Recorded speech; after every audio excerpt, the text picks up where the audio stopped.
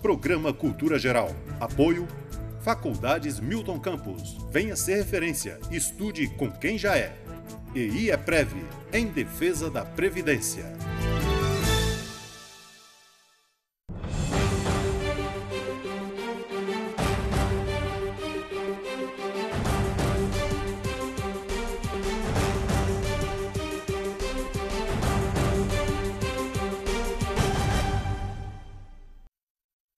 Muito boa tarde, Nova Lima, começando mais um programa Cultura Geral, o quarto, de estreia da semana, bem agitado assim para começar esse programa super bacana, essa novidade aqui na TV Banqueta. E hoje você tem dúvida aí sobre a reforma da Previdência? Vamos discutir hoje amplamente aqui com o Dr. Pedro Saglione não sei nem de que eu chamo, se é uma malfadada, se é uma má notícia, o que é isso, se é uma má reforma, um remendo, um retalho, não sei de que eu chamo. Mas vamos discutir aí a pretensão da reforma da Previdência, né? Dr. Pedro Saglione, é do Instituto IEPREV, referência aí em assuntos previdenciários. Vamos bater um papo também sobre comida para cachorro, tá certo? Nós temos aqui o meu amigo Felipe Moreira, que é especialista em comportamento animal. Nós vamos bater um papo super legal sobre isso tudo que nós falamos aqui agora. E já vamos começar rolando essa bola aqui para o Dr. Pedro. Dr. Pedro, seja muito bem-vindo aqui ao programa.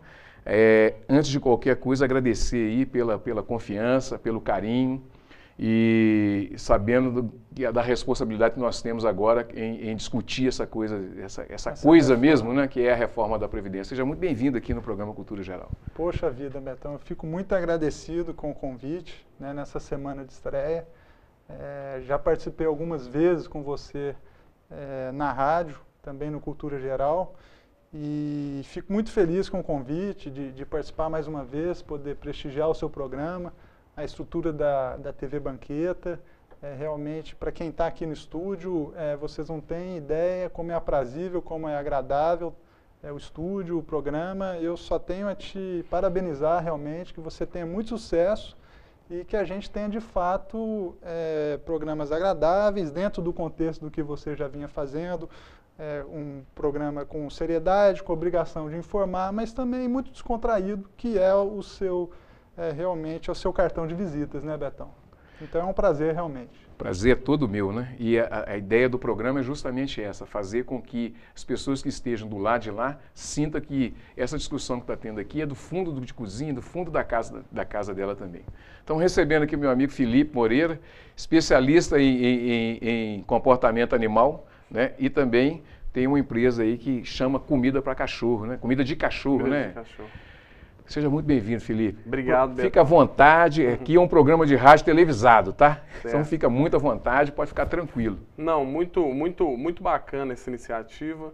Obrigado pelo espaço. Eu acho que o meio pet em geral tem muitas dúvidas, muitos questionamentos, muitas coisas, e a TV Banqueta e você com o seu programa trazer essa oportunidade para a população de Nova Lima, né, é algo que falta, nos falta ainda espaço na grande mídia, na pequena mídia, enfim, e principalmente nessas comunidades que nos assistem, né, eu acho que é muito importante mesmo. Que está tudo interligado. Tem que agradecer aqui ao Eli, ao Fred, o Pimenta que está aqui atrás das câmeras aqui também, porque não tem jeito de fazer um programa sozinho. O programa ficou bacana mesmo, com um visual super legal, e isso é uma produção que é feita e tem um trabalho muito bacana por trás disso tudo aqui.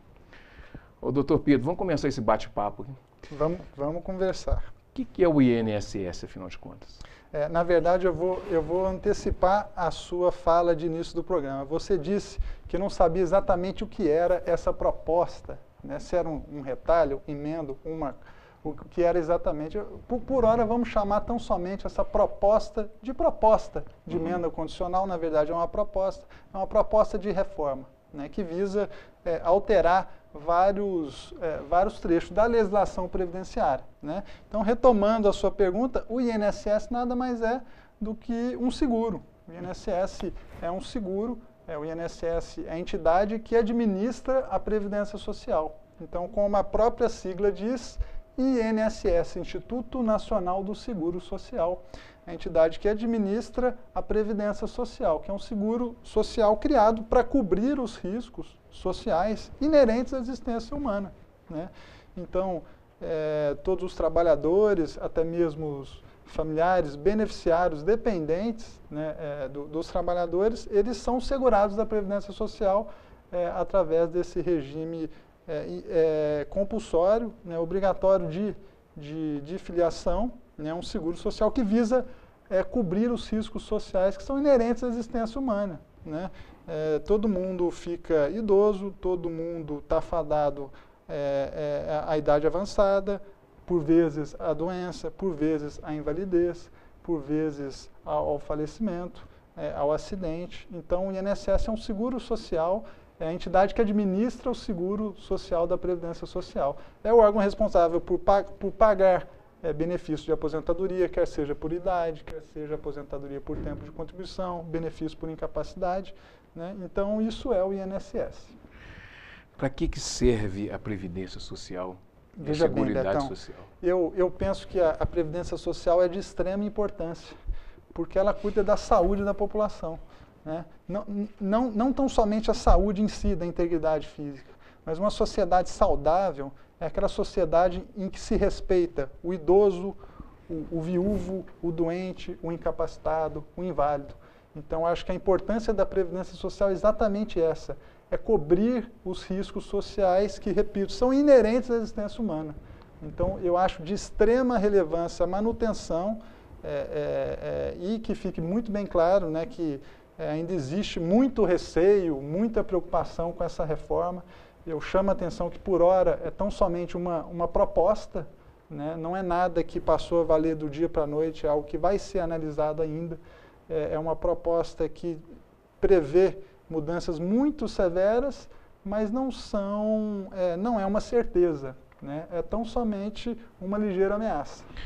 Doutor Pedro, a Previdência, ela é superavitária? Porque a gente ouve muito falar nisso aí, por exemplo. A Previdência, você tem rombos, não tem rombo.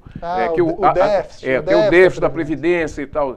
E você pega alguns estudos falando que a Previdência é superavitária. Ela tem lá 50 bilhões, ela tem 100 bilhões e tal, e ela é superavitária, ela é autossuficiente e tal. O que acontece? Explica para o telespectador, para aquelas pessoas que estão nos assistindo, o que é isso? Por que eles falam que a Previdência está com rombo? Porque também tem a teoria da linguagem, né? Você fica repetindo esse tipo de coisa e você vai chamando de rombo, rombo, rombo e acaba colando isso aí, né? Isso é muito curioso, Betão, porque de uma hora para outra caiu na pauta da mídia, caiu na pauta da população as necessidades de se fazerem reforma trabalhista e previdenciária. Eu pergunto, mas por quê? Porque há 2 anos atrás, quando a gente estava tendo a Olimpíada no Brasil, não se falava nisso. Porque há 4 anos atrás, quando o governo estava construindo estádio em distantes capitais, distantes cidades, construíram um estádio em Manaus tão somente para brigar 3 ou 4 jogos da Copa do Mundo.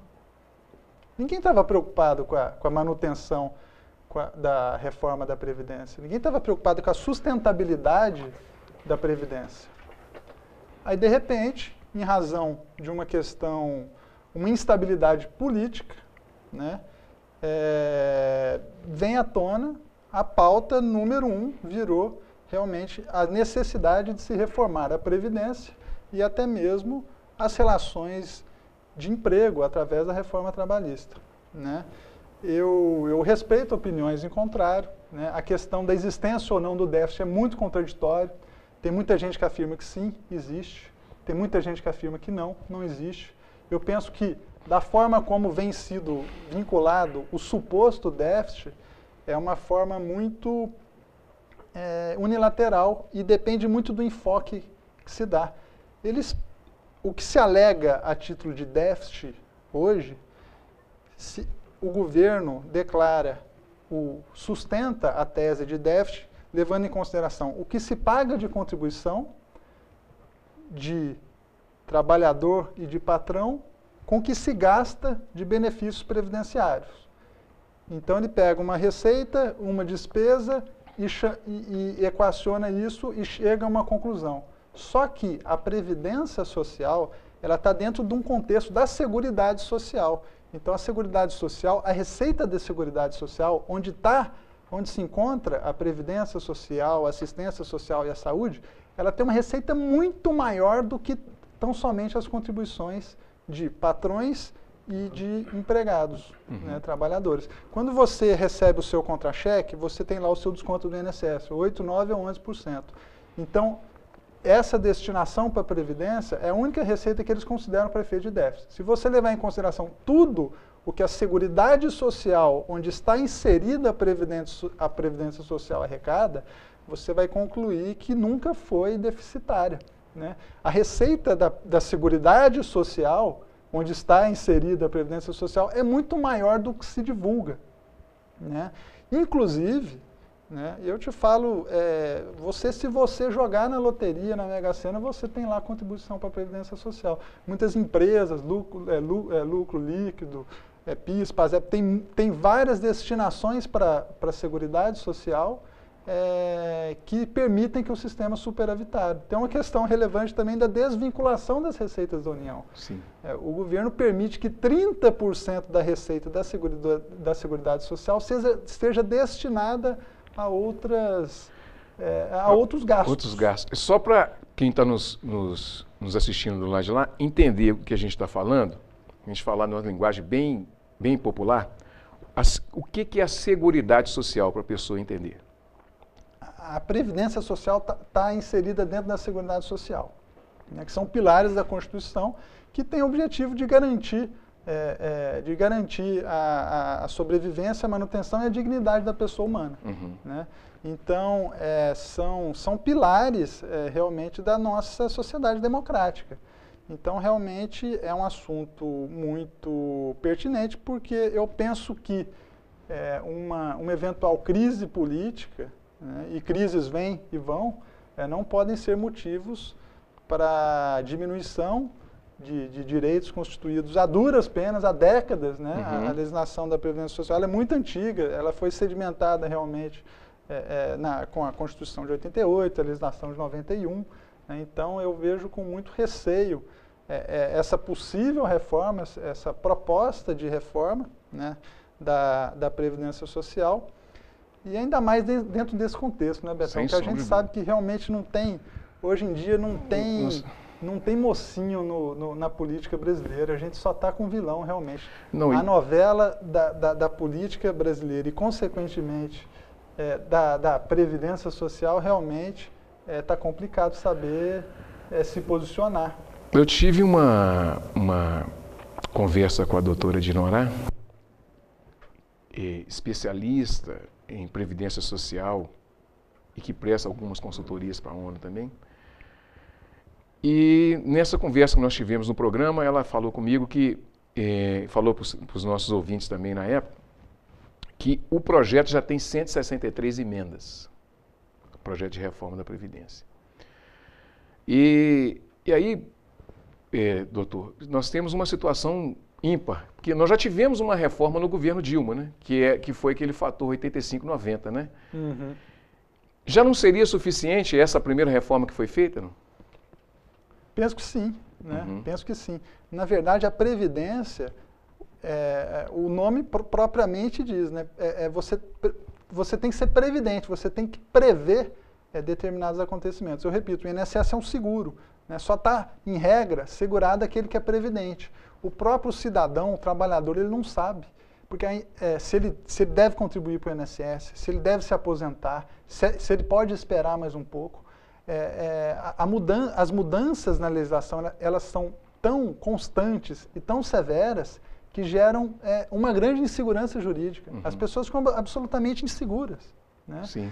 E o que é pior, e eu repito, no contexto da Previdência não existem mocinhos. Vários presidentes, a legislação ela é constantemente alterada, por vezes por meio de medida provisória, que passa a valer no dia da publicação. Né? Então, são muitas mudanças que dificultam até mesmo os advogados terem conhecimento da legislação e, acima de tudo, dificulta que a população tenha consciência, saiba dos seus direitos perante a Previdência e, consequentemente, perante o INSS.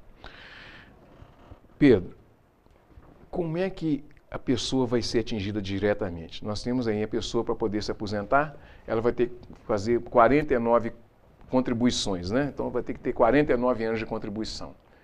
Como é que isso vai atingir na vida daquela pessoa que acha de fato mesmo que vai ter que fazer, tem que ter reforma, que ela está com rombo, você precisa resolver o problema da Previdência, então, que ela está com rombo. Você tocou num ponto importante. Se você abordar 10 pessoas na rua hoje, se você perguntar para qualquer...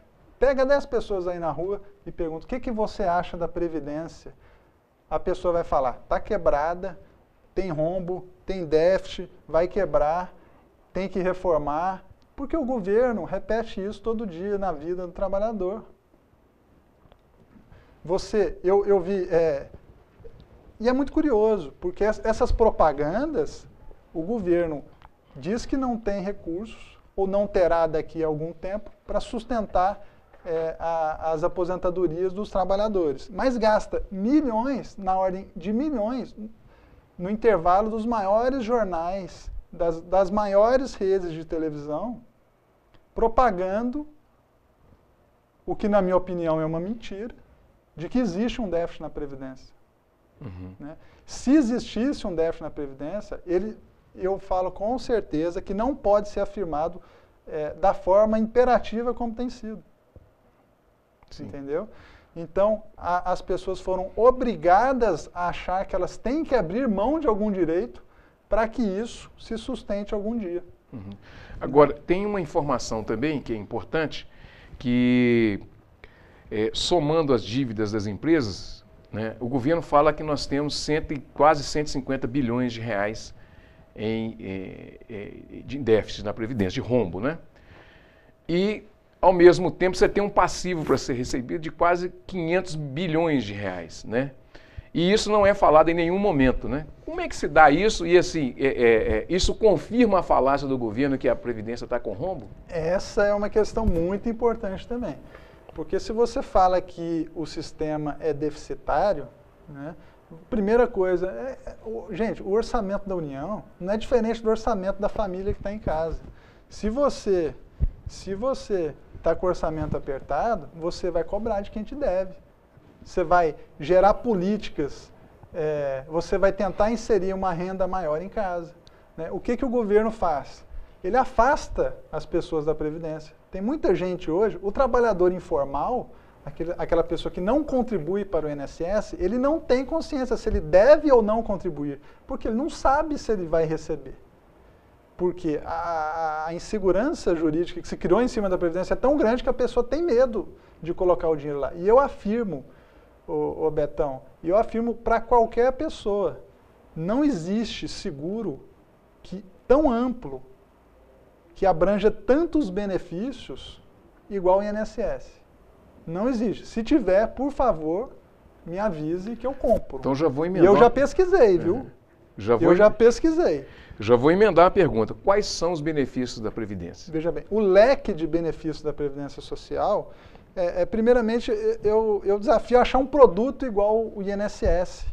Eu desafio a achar um produto igual, que tenha tamanha proteção previdenciária quanto tem o regime de previdência do regime geral da Previdência Social administrado pelo INSS. Você tem direito hoje, atualmente, estão piorando, aposentadoria por idade, aposentadoria por tempo de contribuição, você tem direito a benefícios por incapacidade, você tem direito à aposentadoria por invalidez, auxílio doença, auxílio acidente, salário maternidade, auxílio reclusão, são benefícios a perder de vista.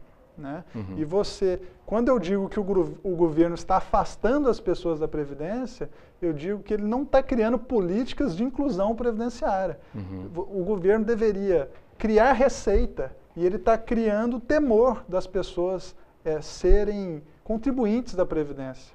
Né? Existem políticas de inclusão previdenciária que são absolutamente harmônicas. Né? A possibilidade do segurado facultativo, que é aquele que não trabalha, mas que quer contribuir para a Previdência, aderir à Previdência Social, é uma política elogiável.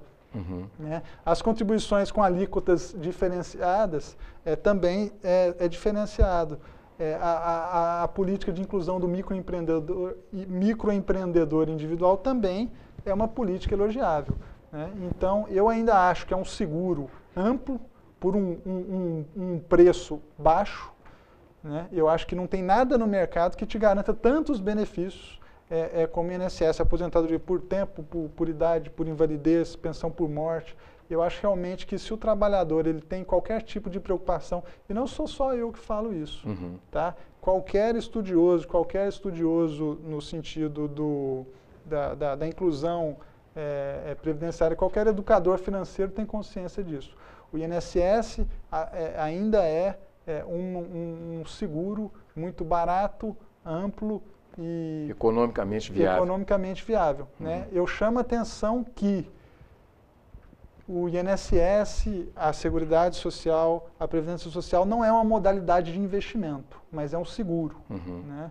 Da mesma forma que você paga um seguro do carro esperando que nunca seja furtado o seu carro, que nunca seja roubado, que você não tenha uma colisão, eu penso que eu vejo muita gente, se ao invés de aplicar o seu dinheiro no INSS por 35 anos, eu tivesse aplicado em títulos do Tesouro Direto, eu tivesse aplicado em ações da empresa que fez uma abertura de capital, se eu tivesse aplicado ao IGPM, ao IPCA, na poupança, durante tantos anos, eu teria rendido muito mais. Só que, e se você não tivesse 35 anos?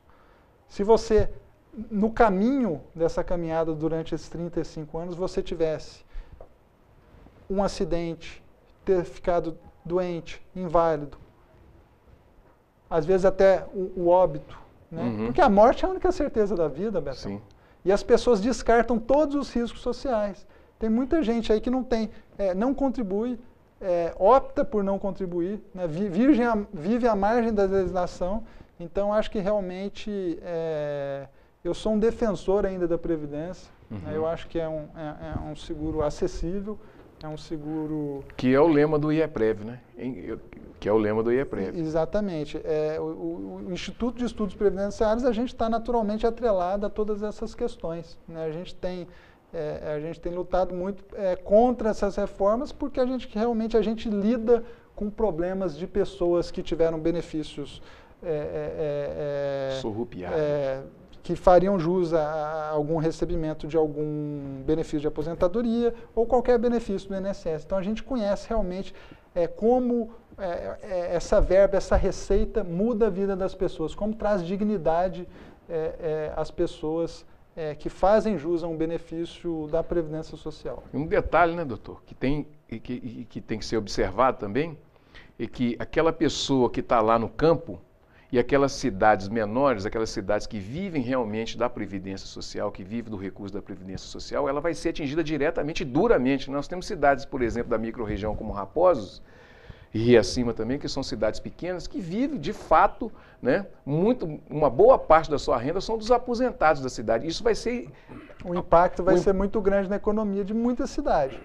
Caso parte dessa reforma, né, que visa, na verdade, o segurado que trabalha em uma pequena propriedade rural em regime de subsistência, ele, segundo a legislação atual, ele consegue se aposentar, desde que respeitado algumas condições, sem nunca ter sequer pago alguma coisa para o INSS.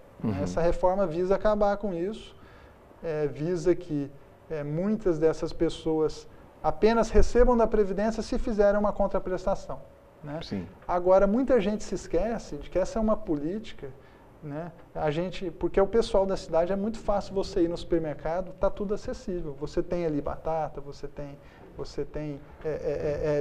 tudo... a tempo e agora. Está tudo às suas mãos. Né? Agora, se esquece de quem planta isso, da importância das pessoas, dos pequenos agricultores, dos rurícolas, né, que realmente evitam, essa é uma política que veio, na verdade, não é muito assumido isso, mas essa é uma política que veio a evitar o êxodo desordenado. Porque todo mundo queria vir para a cidade. As pessoas, não, vamos criar uma política para que mantenha as pessoas no campo, né, para que elas possam produzir para si e vender uma pequena propriedade, parte da sua produção, porque é extremamente importante, até porque 70% do que se consome na cidade são produzidas por essas pessoas. Não, e tem um detalhe também, né? Uma boa parte do que a gente consome vem da agricultura familiar. Com certeza. Né? Com certeza. Que isso é que as pessoas não observam. Então, quando você vai mexer, por exemplo, na Previdência Social, você não está mexendo só na Previdência Social das pessoas que moram na cidade. Nós vamos ter um impacto muito grande, né, dentro daquilo que a gente nem tem noção do que é. Né? Os rurícolas é esse exemplo. Agora, não fica estranho também não, doutor? Por exemplo, o governo quer fazer uma reforma da Previdência, mas quer aumentar a DRU. O que é a DRU, para as pessoas que estão aí nos assistindo? É o desvinculamento da Receita da União. Ou seja, tudo o que o governo arrecada da Previdência, se ele arrecadar, vou te dar um exemplo simples. Se o governo arrecadar hoje, com a legislação atual, se ele arrecadar R$100, R$20 ele pode tirar e gastar com o que ele quiser. Né? Então ele fala que a Previdência está com déficit. Só que nessa reforma ele tá aumentando de 20 para 30. Então, em vez de ele tirar 20, ele vai tirar 30. Não fica estranho, não? Na verdade, isso já foi alterado. E foi alterado recentemente. Quando eu brinco que o orçamento da União não é diferente do orçamento familiar, é mais ou menos isso. Imagine que você esteja numa residência e o seu orçamento está apertado. O que você vai fazer? Você vai segurar as pontas. Você vai falar, gente, espera lá, não vamos gastar mais nada. Né? Vamos segurar a receita. O INSS, na verdade, a União permite que se desvincule dessa receita, ainda passou de 20% para 30% para se gastar com outras destinações. Né? E quando a gente fala em política pública, quando a gente fala em administração, quando a gente fala em gasto, e quando a gente vê tantos escândalos de corrupção, a gente tem receio para que realmente está sendo destinada essa receita. Por isso que eu acho que o trabalhador ele tem que ficar muito atento, né, se vale a pena abrir mão de qualquer direito para essa classe política que está aí, que é uma classe que está sendo investigada, condenada, é uma classe política que está totalmente contaminada. Então a gente tenta não entrar na seara política, não sou especialista político, né, repito, mas realmente a gente não vive em uma ilha, né? A gente realmente tem que ficar atento a estudo. Né? E você tinha comentado, várias empresas, né, investigadas em operações por corrupção, tem vários débitos, né, com a Previdência Social, são devedoras e conseguem grandes investimentos perante o BNDES. Então, realmente, parece uma trama de filme de terror, realmente. Parece. Bom, aquele segurado que perdeu, nós estamos vivendo muito isso agora com essa situação da Previdência, e o governo está fechando o cerco e está querendo apertar cada vez mais, e muita gente que tem direito, né, a receber o auxílio-doença, por exemplo, foi cortado e tal. Qual que é o caminho que essa pessoa tem que percorrer? Porque, às vezes, a pessoa perdeu injustamente esse... Você fez uma pergunta muito importante. Eu queria chamar a atenção para todo telespectador do seguinte: essa eventual proposta, ela não altera, ela respeita o direito adquirido. Quem recebe qualquer benefício da Previdência Social, do INSS, vai continuar recebendo esse benefício. Não existe razão para insegurança, para temor. Né? Então, dito isso, a gente vai enfrentar várias outras possibilidades. Né? Uma delas são dessas pessoas. Teve recentemente uma legislação que foi alterada mediante medida provisória convertida em lei, que vários peritos do INSS eles estariam sendo premiados para chamar pessoas para fazer uma revisão das aposentadorias que recebiam por invalidez e até mesmo por auxílio-doença. A gente sabe que o INSS, ele, embora seja o gestor ou administrador da Previdência Social, ele comete diversas ilegalidades também. Né? Como todo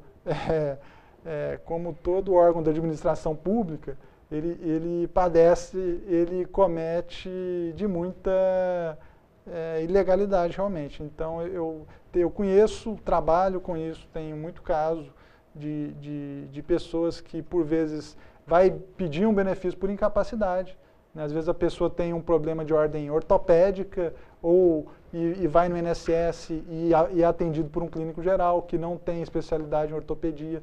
Acontece muito, Betão. Hoje as pessoas, as doenças da mente, né? Depressão, transtorno bipolar, são doenças muito recentes, de difícil diagnóstico e que as pessoas têm muita dificuldade em diagnosticar no INSS. Então tem, de fato, uma tendência a se negar benefício, porque muitas das vezes o perito do INSS ele não tem uma especialidade nessa patologia, na doença do cliente, do segurado. Então, fica a atenção para o segurado que se porventura tiver algum benefício cortado e pense que seja injustamente cortado esse benefício, que procure orientação, né, procure algum advogado da nossa cidade, né, de Nova Lima, algum advogado especialista em direito previdenciário e questione. Eu falo isso não só para os benefícios por incapacidade, mas questão de aposentadoria por idade, por tempo de contribuição, né? O INSS ele tem uma resistência muito grande em conceder aposentadorias especiais, né, para as pessoas que trabalham em condições especiais, agentes nocivos mais graves, agentes físicos, biológicos, agentes químicos. Essas pessoas fazem jus a uma aposentadoria mais cedo, com um valor maior, e muitas das vezes isso não é respeitado. Então eu faço essa ressalva, chama atenção realmente para as pessoas procurarem os seus direitos, né? Eu acho que é um assunto delicado, mas o seu programa tem que abordar isso com naturalidade, porque realmente é um tema muito relevante. E como eu digo, a aposentadoria realmente ela atribui uma condição ela traz um amparo muito grande a muitas famílias brasileiras. Então a gente tem que ter muito cuidado quando a gente tenta desqualificar a Previdência Social, porque é um pilar realmente de muitas famílias. E essa turma está tentando fazer uma coisa que nem os militares tentaram fazer, que é quase que encerrar o serviço da Previdência Social. Bom, vamos fazer um intervalinho. Daqui a pouquinho a gente vai voltar aqui para bater um papo com o meu amigo Felipe, esse rapaz que é especialista em comportamento animal. Daqui a pouquinho a gente está de volta com mais um Cultura Geral.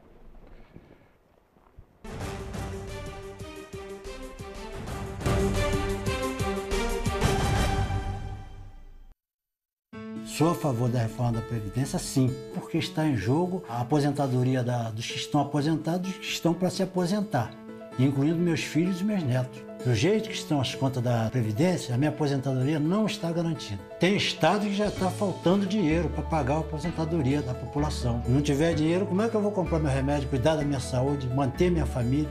Tem que haver a reforma da Previdência, sim. Previdência. Reformar hoje para garantir o amanhã. Governo Federal. Eu estou aqui para lembrar que o mosquito Aedes não transmite apenas a dengue.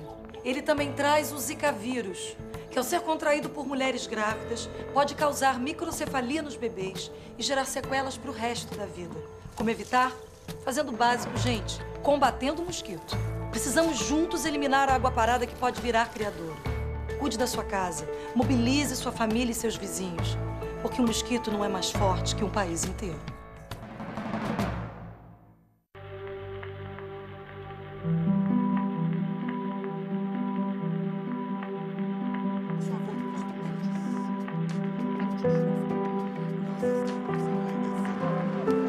Fizemos muito mais que uma programação inédita que agrada a você.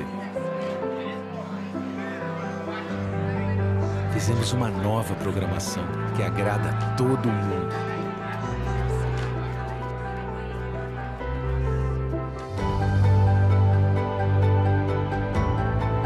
Mais de 240 horas de animações, ficção, séries, documentários. Um conteúdo inteiramente criado e produzido por grandes talentos de todo o país. Porque, como brasileiro, você merece uma TV assim. Audiovisual brasileiro. Assista, recomende, dá orgulho de ver.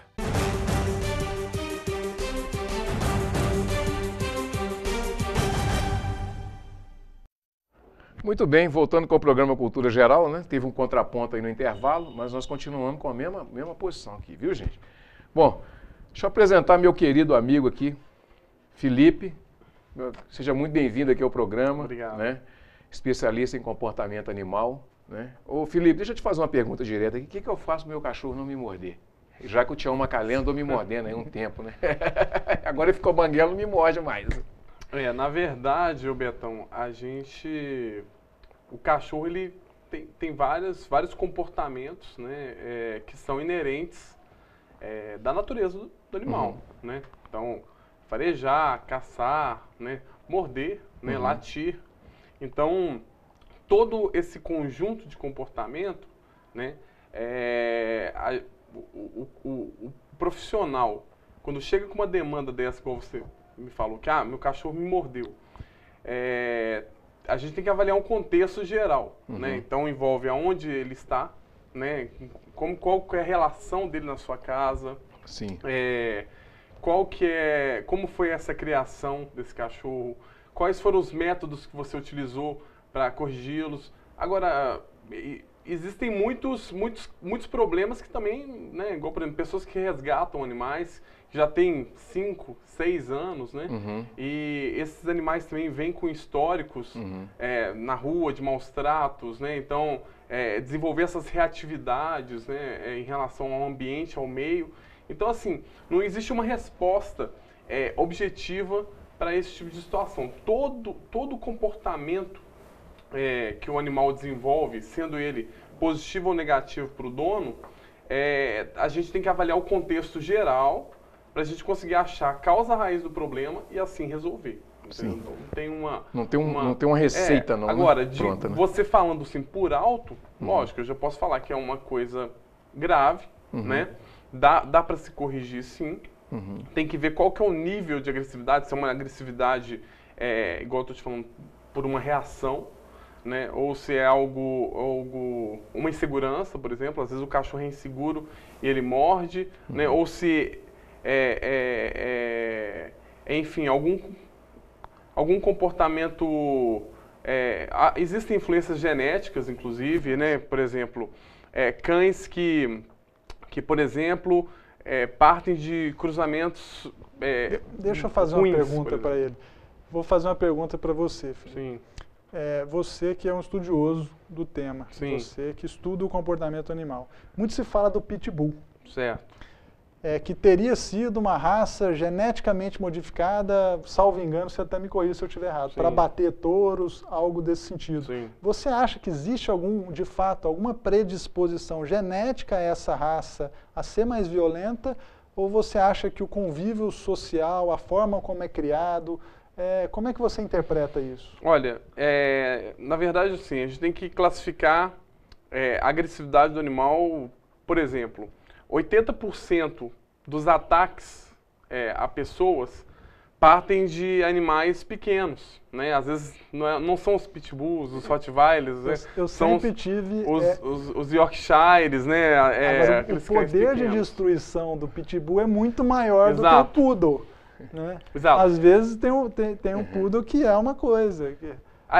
Exatamente, o ponto é exatamente esse. Então, assim, você tem 80% dos ataques motivados por cães pequenos, mas é lógico, quando um cachorro como um pitbull, um rottweiler, ele vai com esse intuito de atacar, é lógico que o dano é muito maior, e aí isso causa muito mais trauma, causa mídia, causa um alvoroço na comunidade, olha, tem um pitbull e tudo. Mas, então assim, pitbull, rottweilers, eu tenho um hotel e um centro de psicologia e bem-estar para cães, aqui em Nova Lima, e hoje a gente está desenvolvendo um trabalho que é exatamente receber cães com diferentes históricos, né? Igual, por exemplo, hoje tínhamos um pitbull lá. Segunda-feira tínhamos um rottweiler, né? Que foram devidamente socializados desde a infância e eles conseguem conviver com cachorros de diferentes tamanhos, pesos, idades, históricos, que também são socializados. Agora, quando chega aquele cachorro problema, a gente tem que ter um ambiente preparado para receber. Não é uma coisa assim, estou recebendo todos esses cachorros problemáticos. a gente tem um espaço para isso, a gente tem que desensibilizar o animal, a gente tem que treinar ele tem que acostumar com criança, com adulto, tudo depende do aquilo que o proprietário quer. Né? Tem proprietário que fala, eu quero que meu cachorro socialize com meu filho, né? Porque o filho é um filho pequeno e tal, não tem um histórico, então é possível, mas tem que ser feito com muita responsabilidade, os profissionais têm que fazer uma análise bem geral, né? Inclusive da família mesmo, de qual que é a relação desse animal com os membros, para a gente ter uma assertividade em relação às metas. Então, esse cachorro não pode ser agressivo com criança, porque ele vai conviver com criança, os amiguinhos dele vai vir, eu gosto de fazer churrasco em casa, e eu gosto de receber pessoas. Então, em alguns casos, infelizmente, a gente vê que grande parte dos problemas parte até dos proprietários, não são nem dos cachorros, né? Porque ele acaba reforçando alguns comportamentos sem saber, por exemplo. Essa aqui é a pergunta que eu queria fazer. O cachorro, ele reflete a personalidade do dono? Sim. Pode ser na totalidade ou em parte? É engraçado, assim. É lógico que o cachorro, ele pega muita coisa do dono, né? Por exemplo, se o dono é um dono autoritário, a tendência é que aquele cachorro aprenda a ser autoritário. Porque quando esse proprietário impõe aquele limite ao cachorro de uma certa forma, às vezes o cachorro, quando ele pegar um cachorro menor, por exemplo, ele vai impor da mesma forma, ele não vai ter essa tranquilidade. Então, agora, em relação a essa cultura geral de falar que o cachorro parece com o dono, sim, eu acho que cada proprietário, né, eu vejo pessoas atletas, com cães atletas do lado, é igualzinho, né, pessoas um pouco mais sedentárias, com aqueles cachorros obesos e dá aqueles petiscos. Eu acho que a dica seria, se você quer ter um animal, procure adotar ou até mesmo adquirir um animal que tenha seja um reflexo do seu comportamento, né? Porque eu acho isso para não ter realmente para ter sintonia. Sim, né? E isso que você está falando é muito importante, porque a maioria das pessoas, quando compram um animal ou adotam um animal, elas simplesmente chegam e falam assim, que bonitinho, vou levar isso daqui. E hoje a gente faz um trabalho lá que é a identificação do cachorro correto para a família correta. Para que, por exemplo, não ocorra, isso aqui em Nova Lima é muito comum, né? Você vê que muitas casas têm cachorros, nessa região de condomínios também, por exemplo, tem muitos cachorros grandes, e aí você chega na casa da pessoa, a pessoa tem um pastor, um border collie, cães atletas, né? E a pessoa é extremamente sedentária, não quer sair com o animal. Então, assim, são perfis incompatíveis, o cachorro acaba ficando ansioso, não exercita na potencialidade genética para que ele foi preparado. Um border collie, por exemplo, um pastor que era para pastorear, andar 5, 6, 7 quilômetros por dia, fica preso, confinado num espaço de 50, 100 metros quadrados, e aí ele acaba ficando ansioso e desenvolvendo problemas comportamentais. Ô Felipe, isso tem uma coisa que me deixa profundamente triste, é quando eu passo perto de uma casa e eu vejo um cachorro acorrentado. O tamanho da crueldade quando faz. Eu ponho um cachorro também num canil pequenininho lá de 2x2, quando é 2x2 tá bom ainda, é 1,5 por 1,5, 1 por 1. O tamanho da covardia quando faz isso com o animal. Vou ir além. Vamos no Mercado Central? Sim. De Belo Horizonte. Olha a situação que você se depara ali com diversos animais enjaulados, né? Às vezes animais até de grande porte, vários encarcerados, né? Realmente, eu acho que a gente mede o nível de evolução do ser humano da forma que ele trata os outros seres vivos, né? Eu acho que os animais merecem, sim, um estudo comportamental, merecem um estudo do que se alimentar, da ração ideal. Sim. Eu acho que merecem. Tem muita gente que critica, que tem gente que humaniza demais. De fato tem gente que humaniza demais o pet. Sim. Mas eu acho que a gente tem que viver em harmonia e extremo respeito, né? Eu acho que a gente mede o nível de evolução da sociedade pela forma como a gente... Concordo plenamente. A gente trata os animais. A luta da Val Consolação, que vinha no programa e vai voltar a vir pelo menos uma vez por mês ou 2 vezes por mês, é justamente essa, que é em defesa dos animais e qualquer animal, né? Tem um exemplo super bacana também do Dr. Marcos lá na Pampulha, que tem uma clínica. Qualquer animal que chega lá, qualquer um, seja até gambá, ele cuida. Então, assim, É muito cruel, né, Felipe? Sim. A pessoa manter o animal acorrentado. Que tipo de trauma que pode trazer um animal? Olha, assim, o animal, eu né, sou empresário do ramo, mas eu tenho 7 animais hoje, então todos são resgatados. E sendo que 2 eu resgatei exatamente porque estavam em correntes, né? E ficavam presos, eram animais com peso enorme, potencial enorme para querer brincar, correr, divertir, viver como um cachorro, né?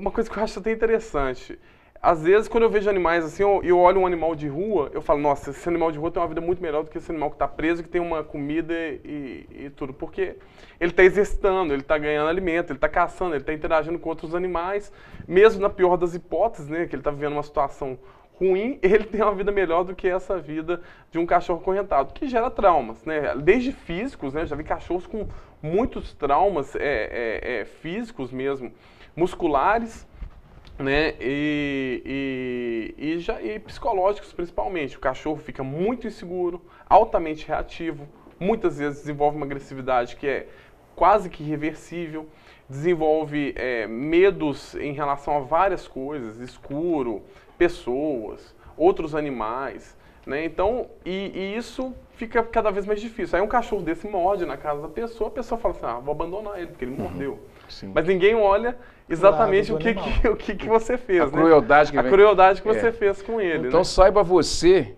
que tem um animal em casa que mantém ele acorrentado, mantém ele preso, confinado aí num espaço mínimo, né, num espaço pequeno, que você você é covarde. Isso é uma crueldade que você está fazendo com o animal. Né? Saiba você que você precisa procurar uma pessoa especialista em... Não precisa nem procurar um especialista em comportamento animal.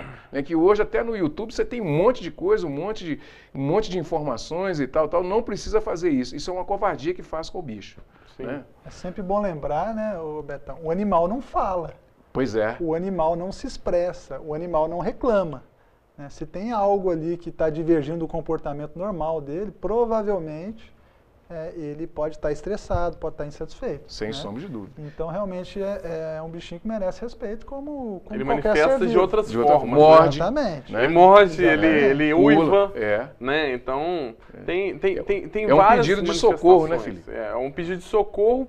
E aí, eu acho que falta muito conhecimento para as pessoas, embora você até falou sabiamente essa questão do YouTube e tudo, mas esse entendimento de comportamento animal, eu acho que deveria ser até nas escolas mesmo, da criança.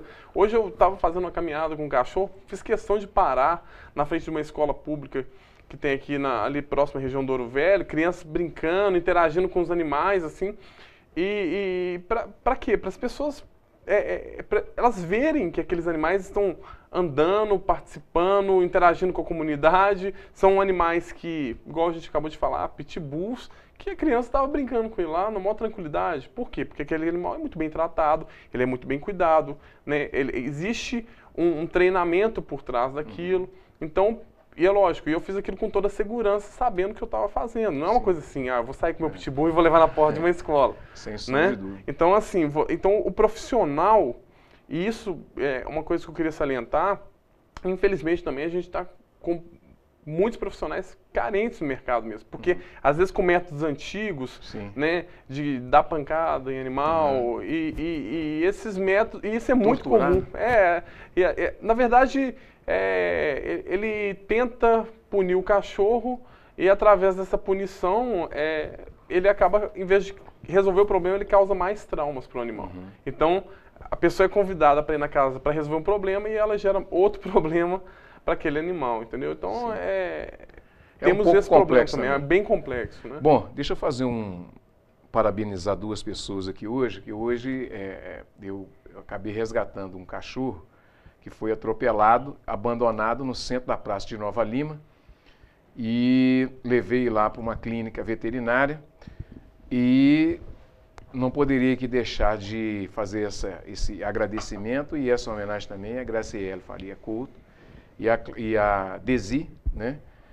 Desi Gomes, que estiveram comigo lá na clínica, inclusive pagou, porque eu estava sem dinheiro na hora, e elas é que pagaram essa primeira etapa aí do tratamento. Um beijo para vocês e São Francisco de Assis vai nos abençoar e salvar esse cachorrinho que quebrou a boca em 2 lugares aí e a pata também. Ô Felipe, vamos falar aqui para encerrar da comida de cachorro, né? Sim. O que é comida de cachorro? Então, há uns 5 anos atrás eu comecei a questionar vários problemas de saúde que meus animais tinham, né? Problemas de pele, fezes, mole, né? Algumas alergias, algumas infecções, inflamatórios, né? E com base nisso eu vi algumas coisas fora do Brasil, né? E algumas pessoas me alertaram em relação que existia outras opções além da ração, a ração convencional, aquela ração seca que todo mundo conhece, e eu procurei saber um pouco melhor, entrei em sites especializados de dentro, aqui no Brasil e fora do Brasil, e comecei a pesquisar sobre outras formas de alimentação e descobri a alimentação natural, que nada mais é do que a comida, né, para humano, só que ela é balanceado, ela tem toda uma formulação para o animal. Então, assim, os ingredientes, a composição básica, né, é carne de verdade, né, é vísceras, alguns carboidratos, alguns legumes, né, e essa dieta, o mais interessante é que ela se baseia muito em função do histórico do cachorro. Então, por exemplo, o cachorro e o lobo são animais próximos, né, dentro da espécie. Então, o que o lobo abate? O lobo abate, por exemplo, um coelho, um frango, né? Então, na década de 90, quando a ração entrou no mercado, houve uma criminalização, assim, não dê carne para o seu animal. Uhum. Só que se você for olhar biologicamente e fisiologicamente, é absurdo, porque o animal é um carnívoro. Deveria comer. Então ele deveria comer carne, né? Agora, lógico que a ração ela tem o seu lado positivo, porque ela conseguiu trazer balanceamento à dieta. Coisa que, ou seja, tem uma ciência por trás daquilo. Qual que os níveis de cálcio que deve ter numa ração, quais são os níveis de proteína, quais são os níveis de carboidrato. Então isso é interessante, né? Mas agora a pobreza dos componentes básicos é algo que me fez despertar e aí, através de vários estudos, né, testes, a gente desenvolveu uma formulação, né, adequada para o animal e para resolver todas essas patologias que meus cachorros apresentavam. Então, assim, a alimentação natural, ela dá um benefício, por exemplo, reduziram os problemas de pele, né? E eu tenho cães de água, um Golden Retriever, por exemplo. Então, sempre que eu ia no veterinário, eu falava, não, mas você tem que secar ele muito bem. Só que eu tinha um sistema de irrigação na minha casa, que na hora que ligava, ele saía correndo e ficava todo molhado. Uhum. Então, imagina todos os dias secar esse cachorro. Então, era muito difícil. E ele apresentava esse problema de pele mensalmente. Então, após a introdução da alimentação natural, a imunidade dele, a absorção melhorou, uhum. A imunidade melhorou, e esses problemas começaram a ser menos frequentes até chegar ao ponto de extingui-los. Uhum. Então, eu acredito assim, não tem corante, não tem transgênico, uhum. né, não tem uma série de substâncias que em outros países são até proibidas, que são, uhum. né, esses conservadores são cancerígenos. Então, tem uma série de benefícios, né, que as pessoas podem até procurar em sites. Se você colocar lá alimentação natural, você vai ver muita informação hoje no Google, né, e não necessariamente ficar preso a compras em empresas, como a minha, por exemplo. A pessoa existem profissionais hoje que te ajudam a formular, você pode você mesmo comprar, fazer em casa. Mas a sua já está pronta, né? A minha já está pronta. Bom, gente, chegamos ao final do programa Cultura Geral.